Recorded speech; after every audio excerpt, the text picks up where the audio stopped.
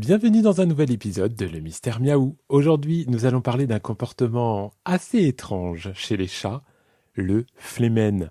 Vous avez peut-être déjà vu votre chat retrousser ses babines de manière étrange, comme s'il ouvrait la bouche. Ce geste, souvent mal compris, est en fait en réalité un processus sensoriel assez complexe. Découvrons ensemble ce que cela signifie. Je suis Cyril Bauchet, comportementaliste félin et cat-sitter dans la vallée sud des Hauts-de-Seine. Ce podcast a pour objectif de vous donner quelques clés de compréhension concernant vos petits compagnons à quatre pattes. N'hésitez pas à visiter mon site internet www.petsitter-92.fr. Bonne écoute. Les chats possèdent un organe spécial appelé l'organe de Jacobson, situé au fond de leur palais. Ce n'est pas un simple organe olfactif, mais plutôt un outil pour goûter les odeurs. Lorsque votre chat retrousse ses babines, il ne fait pas une grimace, mais utilise ce comportement de flémène pour analyser les odeurs environnantes.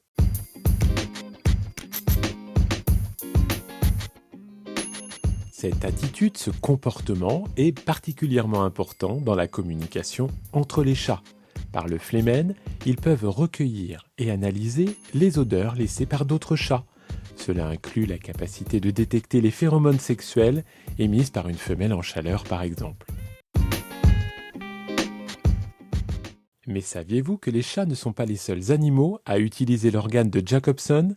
Les chevaux, par exemple, affichent également un comportement de flémène pour analyser les odeurs. C'est une preuve de la complexité du monde sensoriel des animaux.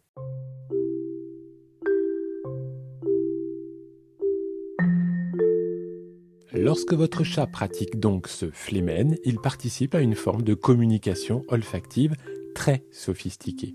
C'est comme s'il lisait un message laissé dans l'air par un autre chat. Cela nous montre à quel point le monde des chats est riche et nuancé, bien au-delà de ce que nous pouvons percevoir. Alors la prochaine fois que vous verrez votre chat retrousser ses babines, souvenez-vous qu'il est en train d'analyser des informations importantes sur son environnement. C'est un comportement naturel et essentiel pour lui.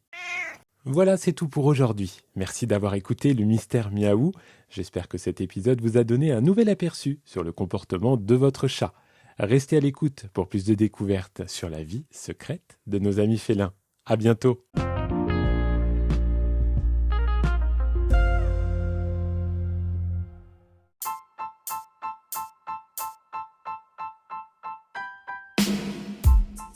Vous souhaitez adopter un chat, ou bien vous vivez déjà avec lui depuis quelque temps? Cyril vous donne quelques conseils utiles pour rendre votre habitat idéal pour votre chat, dans son nouveau livre, intitulé « L'habitat idéal pour mon chat ». Vous le trouverez dès maintenant, à l'achat, sur Amazon.